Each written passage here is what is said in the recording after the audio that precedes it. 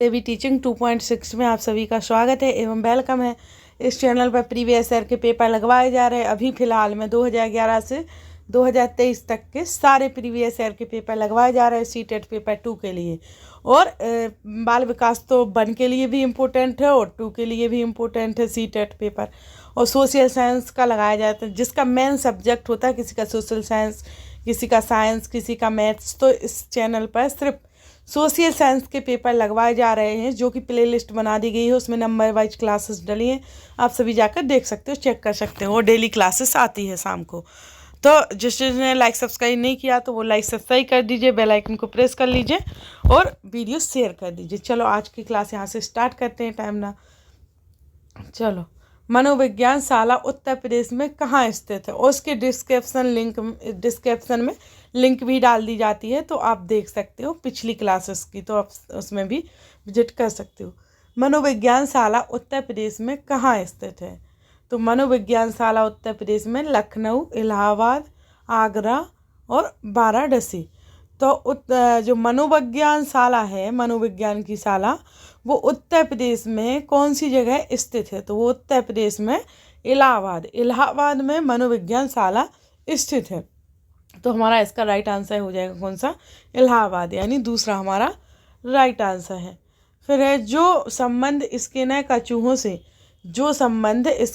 चूहों से एवं थॉर्नडाइक का बिल्लियों से था, वही संबंध कोहलर का था, किससे था। जैसे कि वो बोल रहे हैं जो संबंध स्किनर का चूहों से था एवं थॉर्नडाइक का बिल्लियों से था, है ना, कि जैसे अपना संबंध किससे होता, अपना संबंध भोजन से होता या किस चीज़ से होता, ठीक है। वैसे ही तो स्किनर का था चूहों से और थॉर्नडाइक का था बिल्लियों से। और वहीं कोहलर का किससे था, तो कुत्तों से, बंदरों से, मुर्गियों से, मनुष्यों से। तो देखो, कोहलर का संबंध था वन मनुष्य से, किससे, वन मनुष्यों से। तो राइट आंसर हो जाएगा हमारा इसका 4th आंसर। फिर है अधिगम का पठार है कौन सा है, तो अधिगम का पठार क्या है या कौन सा है, देखते हैं इनमें। तो अधिगम में अवरुद्ध वर्धन, अधिगम में दोष, अधिगम की समाप्ति, अधिगम में अवरोध। तो अधिगम का पठार है हमारा क्या, अधिगम का पठार है अधिगम में अवरुद्ध वर्धन। क्या, अधिगम में अवरुद्ध वर्धन, जो अधिगम का हमारा पठार है अधिगम में, ठीक है। तो हमारा इसका राइट आंसर है फर्स्ट। फिर है द बिहेवियर ऑफ ऑर्गेनिजम्स नामक पुस्तक के लेखक हैं। द बिहेवियर ऑफ ऑर्गेनिजम्स नामक एक पुस्तक है, उसके लेखक कौन है, तो स्किनर, हल एवं पेवलव, थॉर्नडाइक। तो राइट आंसर है हमारा इसके जो पुस्तक के लेखक हैं वो है हमारे स्किनर। कौन, हमारे स्किनर साहब। तो राइट आंसर हो जाएगा हमारा इसके अनुसार कौन सा, फर्स्ट। और एग्ज़ाम बहुत नज़दीक है दोस्तों, डेली क्लासेस लगाइए, डेली पेपर लगाइए। बहुत सारी क्लासेस डाल दी गई हैं, तो आप डेली लगाओगे ना, वहाँ जाकर दिन भर लगाइए क्लासेस, जिससे आपका बहुत रिवीजन हो पाए और आपका एग्ज़ाम क्लियर हो पाए। अगर आप बहुत सारा रिवीजन करोगे तभी आपको समझ भी आएगा और क्लियर भी एग्ज़ाम हो पाएगा, क्योंकि थोड़ा सा पढ़ने से कुछ नहीं होता है। जब आप पूरी क्लास पढ़ोगे तभी तो आपको उसका कुछ फ़र्क पड़ेगा, कुछ लगेगा कि हाँ कुछ पढ़ा है, और उसके मार्क्स भी आपको पता चलेगी कितने क्वेश्चन आपने लगा पाए। इसलिए क्वेश्चन ठीक है, तो नंबर का आपको एक इंक्लूड पता चलता है कि आप इतने नंबर लगा पा रहे हैं, इतने इंक्लूड कर पा रहे हैं पूरे नंबर में से, तो आपको उसके हिसाब से पढ़ना है, प्रारंभ कर देते या फिर अपने हिसाब से कर देते। छात्रों में सही व्यवहार के प्रशिक्षण हेतु सर्वाधिक महत्वपूर्ण क्या है, छात्रों में सही व्यवहार के प्रशिक्षण हेतु सर्वाधिक महत्वपूर्ण क्या है। तो छात्रों का जैसे हम सही व्यवहार देखना चाहते हैं, तो उनकी पढ़ाई का सर्वाधिक महत्वपूर्ण क्या है, तो प्रशंसा, दंड, पुरस्कार, सही व्यवहार का प्रस्तुतिकरण। अब एक बात बताओ, प्रशंसा करने से क्या सही व्यवहार हो जाता है, या दंड देने से, या पुरस्कार देने से।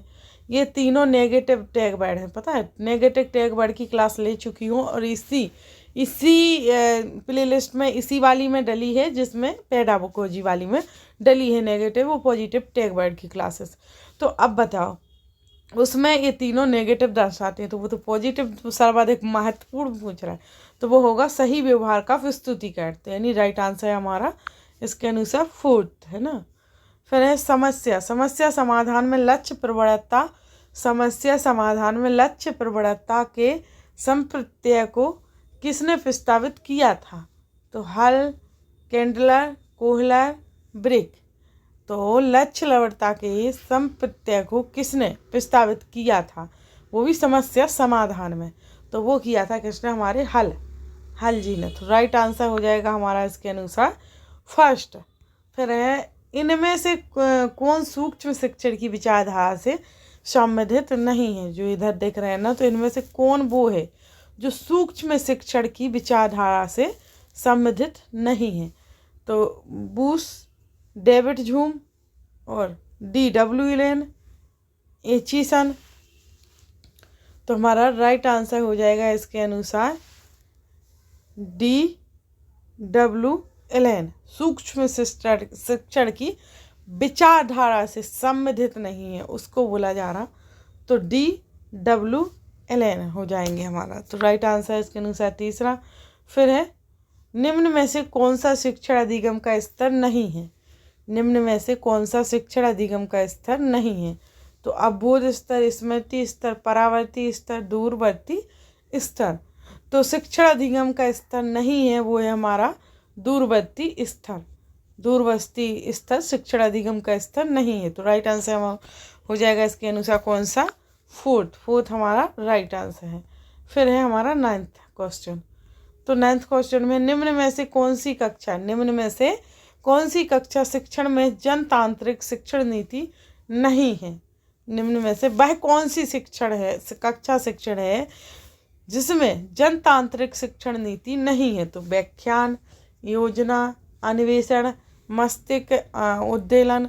तो देखो राइट आंसर हो जाएगा कि वो शिक्षण नीति नहीं है, वो है मस्तिष्क उद्दीलन। कौन सी? मस्तिष्क उद्दीलन। तो राइट आंसर हो जाएगा हमारा इसके अनुसार फोर्थ हमारा राइट आंसर है। फिर है निम्न में से कौन सी समावेशी शिक्षा की एक विशेषता नहीं है? निम्न में से कौन सी समावेशी शिक्षा की एक विशेषता नहीं है, देखना है हमें। तो यह केवल विशेष आवश्यकता वाले छात्रों को सीखने में अभिव्यक्ति करती है। यह दिव्यांग बालकों की देखभाल से उनकी शिक्षा और व्यक्तिगत विकास की ओर सेवा में बदलाव है। समावेशी शिक्षा एक सतत प्रक्रिया है, यह कोई उपार्जित अवस्था या उत्पाद नहीं है। यह सभी विद्यार्थियों की क्षमताओं को अधिकतम स्तर तक बढ़ाना चाहती है। तो देखो जो विशेषता नहीं है वो देखना है, बाकी तो है। तो देखो हमारी ये दूसरी है, तीसरी है, चौथी है।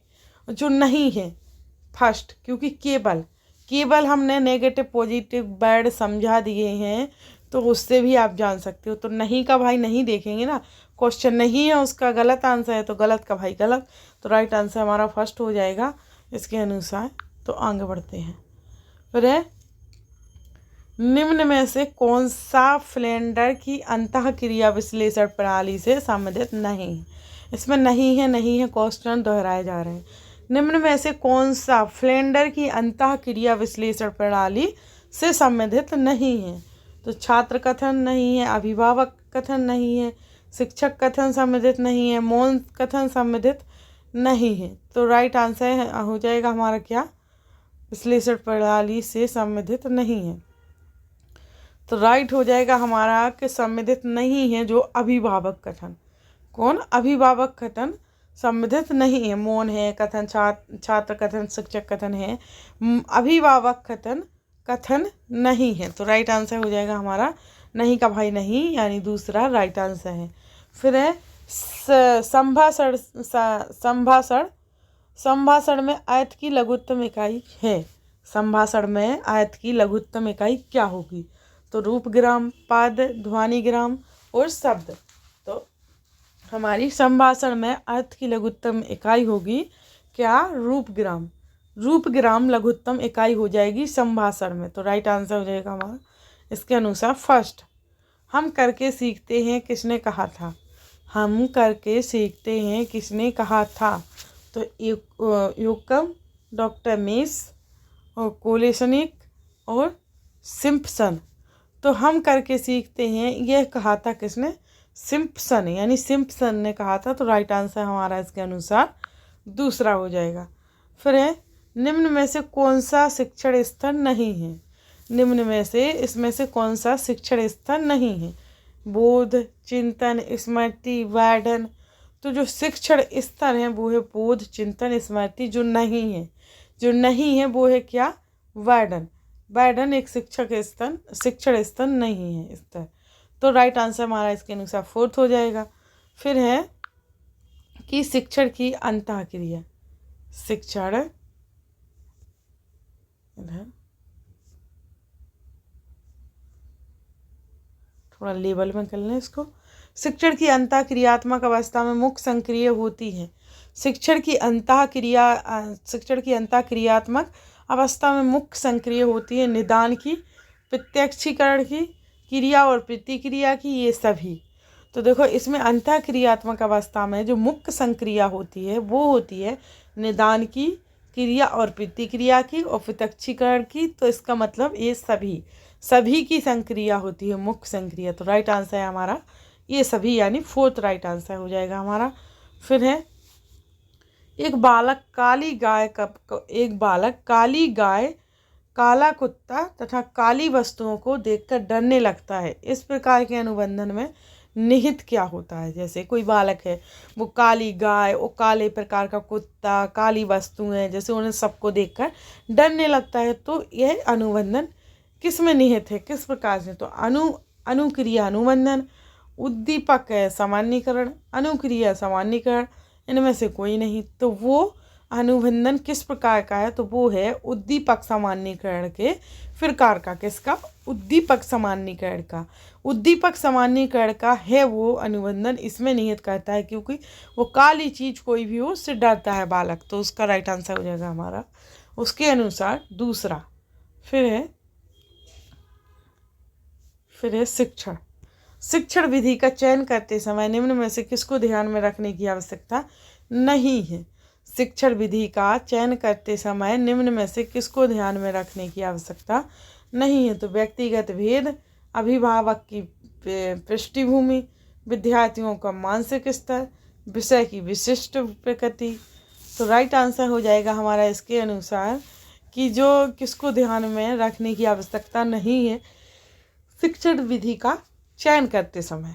तो राइट आंसर हो जाएगा शिक्षण विधि का चयन करते समय किसको ध्यान में रखने की आवश्यकता नहीं है? तो अभिभावक की पृष्ठभूमि, है ना। मानसिक के ध्यान में रखेंगे, विषय ध्यान में रखेंगे, व्यक्तिगत भेद ध्यान में।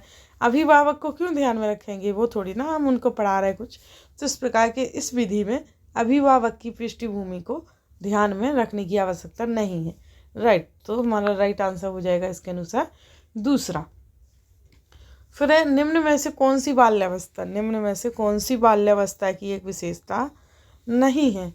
निम्न में से कौन सी बाल्यावस्था की एक विशेषता नहीं है? तो सामूहिकता की प्रबलता, जिज्ञासा की कमी, अभिवृद्धि में स्थिरता, समूह एवं खेलों में सहभागिता। तो निम्न में से कौन सी बाल्यावस्था की एक विशेषता नहीं है? तो सामूहिकता की प्रबलता। तो राइट आंसर है जो नहीं है इसमें बाल्यावस्था की विशेषता वो है जिज्ञासा की कमी। जिज्ञासा की कमी एक विशेषता नहीं है बाल्यावस्था की। तो राइट आंसर इसके अनुसार दूसरा हो जाएगा हमारा। फिर है, निम्न में से कौन सा सृजनात्मक प्रक्रिया से संबंधित नहीं है? निम्न में से कौन सा सृजनात्मक प्रक्रिया से संबंधित नहीं है? तो उद्भव, अभिप्रेरणा, आयोजन, प्रबोधन। तो राइट हो जाएगा हमारा इन सब के अनुसार निम्न में से सृजनात्मक प्रक्रिया से संबंधित जो नहीं है वो है अभिप्रेरणा। कौन? अभिप्रेरणा संबंधित नहीं है। तो राइट आंसर इसके अनुसार हो जाएगा हमारा दूसरा। फिर है, निम्न में से कौन सा वृद्धि, निम्न में से कौन सा वृद्धि और विकास का प्रथम चरण है? निम्न में से कौन सा वृद्धि एवं विकास का प्रथम चरण है? तो वो है शारीरिक विकास, नैतिक विकास, सामाजिक विकास, मानसिक विकास। तो राइट आंसर हो जाएगा निम्न में से कौन सा वृद्धि और विकास का प्रथम चरण है? तो वो है सामाजिक विकास। कौन? हमारा सामाजिक विकास। सो इसके अनुसार राइट आंसर है हमारा कौन सा? दूसरा। फिर है, सीखना एक तरह के व्यवहार का क्या है? देखते हैं। सीखना एक तरह के व्यवहार का क्या है? तो बचाव है, विस्तार है, संशोधन है और प्रसार है। तो सीखना एक तरह के व्यवहार का प्रसार है। क्या? प्रसार है। तो राइट आंसर हो जाएगा हमारा 4th इसके अनुसार। फिर है स्कैनर बॉक्स का प्रयोग किया जाता है। स्कैनर बॉक्स का प्रयोग किया जाता है शाब्दिक अधिगम के लिए, प्रसूत अनुबंधन के लिए, बालक अधिगम के लिए, आकस्मिक अधिगम के लिए। तो स्कैनर बॉक्स का प्रयोग किया जाता है हमारा प्रसूत अनुबंधन के लिए। किसके लिए? प्रसूत अनुबंधन के लिए किया जाता है स्कैनर बॉक्स का प्रयोग। तो इसके अनुसार राइट आंसर हो जाएगा हमारा कौन सा? दूसरा। फिर है बुद्धिमापन के भाटिया बैटरी परीक्षण में, बुद्धिमापन के भाटिया बैटरी परीक्षण में 5 उप परीक्षण है, 8 उप परीक्षण, 4 उप परीक्षण और 7 उप परीक्षण, यानी 5 उप परीक्षण, 8 उप परीक्षण और 4 उप परीक्षण एवं 7 उप परीक्षण। तो इसके अनुसार राइट आंसर हो जाएगा जो भाटिया बैटरी परीक्षण में है, बुद्धिमान के भाटिया बैटरी, तो राइट आंसर है 5 यानी 5 उप परीक्षण में। तो राइट आंसर हो जाएगा हमारा पहला ही इसके अनुसार। फिर एक किंडरगार्टन विधि का प्रतिपादन किसने किया? किंडरगार्टन विधि का प्रतिपादन किसने किया? तो फोरवेल ने, मॉन्टेसरी ने, कुक ने, डाल्टन ने। तो किंडरगार्टन विधि का प्रतिपादन किया हमारे फोरवेल जी ने। किसने? फोरवेल ने किया। तो राइट आंसर हो जाएगा हमारा क्वेश्चन के अनुसार फर्स्ट। फिर है संकलात्मक परामर्श के जन्मदाता। संकलात्मक परामर्श के जन्मदाता हैं थॉर्न, रोजर्स, विलियम्स, इनमें से कोई नहीं। तो संकलात्मक परामर्श के जन्मदाता हैं वो हैं कौन? हमारे विलियम्स। हमारे विलियम्स जन्मदाता है। तो राइट आंसर हो जाएगा हमारा क्वेश्चन के अनुसार तीसरा। फिर है छात्र के अवांछित व्यवहार के संशोधन हेतु सबसे प्रभावी विधि कौन सी है? छात्र के अवांछित व्यवहार के संशोधन हेतु सबसे प्रभावी विधि कौन सी है? छात्र को दंडित करना, उसे नजरअंदाज करना, उसके माता पिता को सूचित करना, अवांछित व्यवहार के कारणों का पता लगाना तथा उपचारों का सुझाव देना। तो देखो, दंडित करना नेगेटिव वर्ड है, नज़रअंदाज करना भी नेगेटिव वर्ड है, एवं उसके माता पिता को सूचित करना भी कोई ज़रूरी नहीं होता है। ज़रूरी होता है कि उसके कारणों का पता लगाइए, उपचारों का सुझाव भी दीजिए। तो राइट आंसर हो जाएगा हमारा इसके अनुसार कौन सा? फोर्थ हमारा सही आंसर है। फिर डिसलेक्सिया संबंधित है किससे? देखते हैं किससे। डिसलेक्सिया संबंधित किससे है? तो पढ़ने संबंधी समस्या से, गणित कौशल संबंधी समस्या से, लेखन संबंधी समस्या से, वाक क्षमता संबंधी विकास से। तो देखो, डिसलेक्सिया संबंधित है पढ़ने संबंधी समस्या से, और कैलकुलिया संबंधित है गणित से, और लेखन से है हमारा डिस्ग्राफिया। तो इस प्रकार से हमारे लगे रहते हों, और ये भी है एक से। तो डिसलेक्सिया जो फिलहाल में संबंधित है वो है पढ़ने संबंधी समस्या से। तो राइट आंसर है हमारा फर्स्ट। फिर ब्रेल लिपि एवं टेप रिकॉर्डिंग किसके लिए शैक्षिक प्रावधान के रूप में प्रयुक्त किए जा सकते हैं? तो ब्रेल लिपि एवं टेप रिकॉर्डिंग किसके लिए शैक्षिक प्रावधान के लिए प्रयुक्त किए जा सकते हैं? तो दृष्टिबाधित विद्यार्थी, दृष्टिबाधित विद्यार्थी, अस्थिबाधित विद्यार्थी, श्रवण बाधित विद्यार्थी, शारीरिक रूप से विकलांग विद्यार्थी। तो ये प्रोवाइड किए जा सकते किसके लिए? दृष्टिबाधित विद्यार्थी के लिए।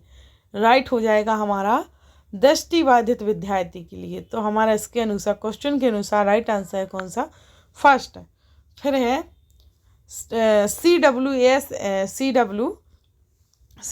CWSN का अर्थ।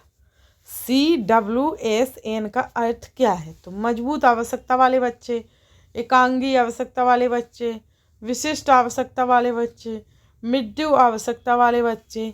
तो इसका राइट आंसर हो जाएगा, जिस अर्थ है CWSN का अर्थ है विशिष्ट आवश्यकता वाले बच्चे। क्या? विशिष्ट आवश्यकता वाले बच्चे। तो इसका राइट आंसर है हमारा इसके अनुसार तीसरा। फिर है निम्न में से आखिरी क्वेश्चन एवं हमारे पेडागोजी के 30 क्वेश्चन यहाँ होते हैं ख़त्म। आखिरी एवं लास्ट क्वेश्चन है, निम्न में से कौन सा परामर्श का एक तत्व नहीं है? निम्न में से परामर्श का एक तत्व कौन सा नहीं है? तो साक्षात्कार, विश्वास, संप्रेषण और वित्तिक वृद्धि। तो राइट आंसर हो जाएगा हमारा जो तत्व नहीं है वो है वित्तिक वृद्धि। तो इसके अनुसार हमारा तीसरा आंसर राइट है। इस प्रकार से आज की पेडागोजी क्लास यहीं ख़त्म होती है। अगली क्लास कल आएगी। तो thanks to for watching video.